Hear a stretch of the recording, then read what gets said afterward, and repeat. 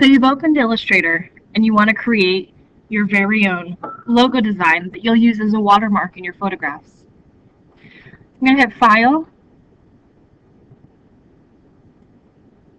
New, and I'm going to create a new document. The thing with Illustrator, it's a little bit different than Photoshop.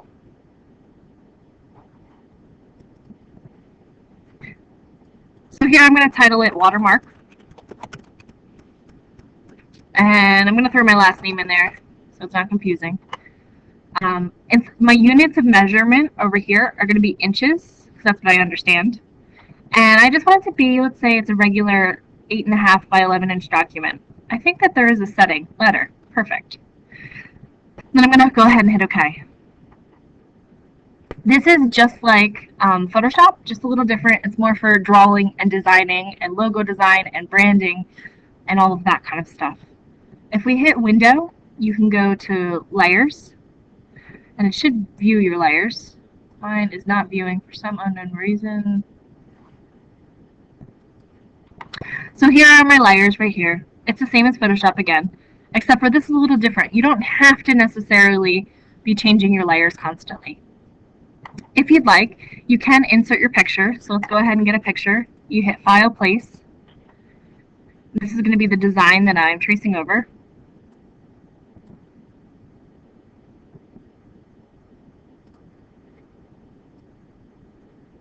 Forget where I put it. Graphic Jobs, Demo Demons. Okay.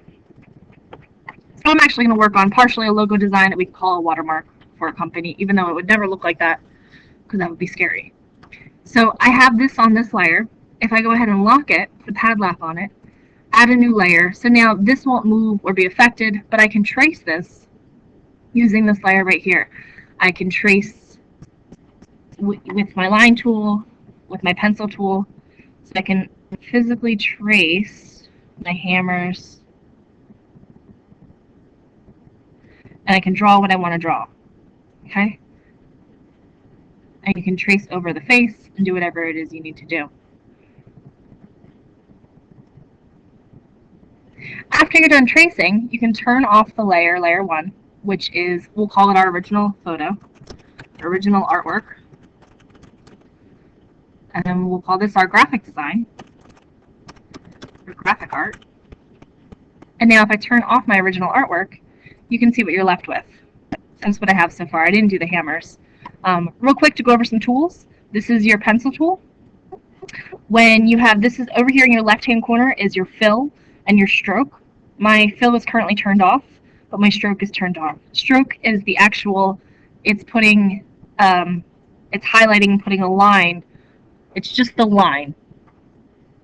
Where if I go around and make a whole shape, it's a line, but if I turn on the fill, now it's solid. So I can pick any color and make this any color. See how it's green now? But if I turn the fill off, then it's see-through. Turn the fill back on. But say I turn the stroke off, now the outline is gone. So a stroke is kind of the outline or the contour line. So that's, you could use the pencil tool. I like that one. You could use your paintbrush. Your paintbrush, you have some different tips up top. Okay. Different strokes. You can make the stroke thicker paintbrush. You can also play with your pen tool, which is one that I'm a fan of. That's how I did most of the little demon guy right there. I use my pen tool, click, click. You can click and hold and get an arc. Once you get an arc, you back up and click on the middle, and then it'll let you continue on from there. Okay, so that's again how I did that little guy. Click, hold, and back it up. Click, hold, and back it up. So these are all lines. You can highlight. I'm going to just select all of them and delete. But those are some of your tools to go ahead and trace to create your graphic art. If you're ready for the text, you can go ahead and click the T tool, click, and go ahead and type it in. This is going to be called Demo Demons. This is just the logo design. You can stretch it. The beautiful part is these are vectors. They're not pixel based. It's a mathematical equation. When I stretch it, the numbers are recalculating in the equation, and it's creating a hard-edged line work of art. I don't know how else better to explain it. It's not a pixel, so it doesn't get that pixelated. It can't get fuzzy ever. It won't lose resolution. It could stretch to any size. So demo. Up at the top here, you can arc it or do a bunch of different, there's a bunch of different options here. Arch, arc. I'm gonna hit OK. There we go, we have it arced. You also have, when you're in your T tool, you need to highlight, double click on everything. Oh, I did the wrong thing. I made a new T. Click on my T tool. Oh, it's not working. Double click on the word. You can actually, there we go, it's highlighted. You can actually change up at the top is character. You can change your font. We can even pull this little window. Should be able to pull this off. It's not working. You can change your character. You can change your paragraph. You can, this is the font. Maybe it's up the top. You can change the stroke so you can make it thicker or thinner. I'm adding a green stroke around it. Again, to change the color is down here. Character is right here. So I can make all different letters, styles, whatever you want. So you play with that until it's how you like it. You can go ahead and, going back to your layers palette, I must have lost my layers palette, there it is. I'm in isolation mode, so go back. What you can do is, in Illustrator, you can go to isolation mode so you can work on one thing without messing up anything else. I didn't need to do that at the moment, but so I'm going to go back to regular mode. If you click and turn off, so this is what I have so far. I'm not totally happy with it, but for a tutorial, it's fine. So I would keep working with it. My client did want this red, and he wanted maybe a flame or something going out of it. But just for tutorial's sake, we're going to say that we're done. So we're going to go ahead and file save. And we can save this.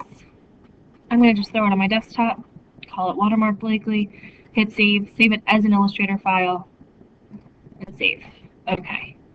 I'm going to go ahead and flip over to Photoshop, file open. On my desktop is an Illustrator file that I'm going to open up, the same one. Watermark Blakely, open, pages, okay, okay. And there it is.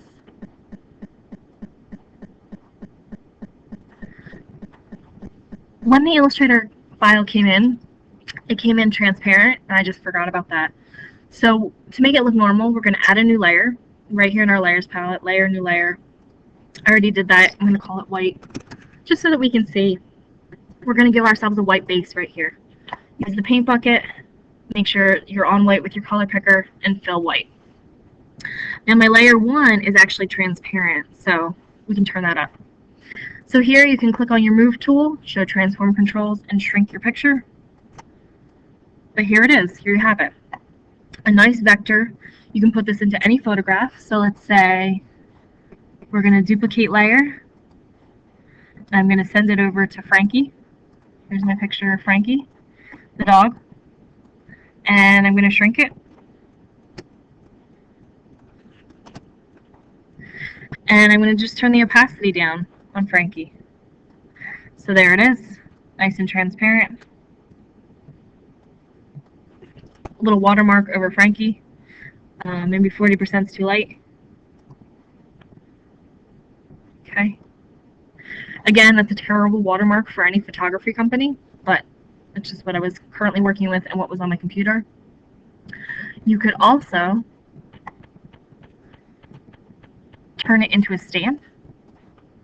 So I'm going to select this and hit edit, define brush preset, and call it watermark. Okay. And now we'll go to my Christmas picture, and here I have my brush. I'm going to pick my brush that says watermark. There it is, Demo Demons. And I'm going to add a new layer. Okay. I'm going to put it on a new layer just in case you didn't actually want it there. You can turn the opacity down on your brush right up at the top and stamp it. Oh, I have white. I could not use the brush because there's not enough memory. I'm making my computer freak out, but that's how it would work. Excellent. And then you're done.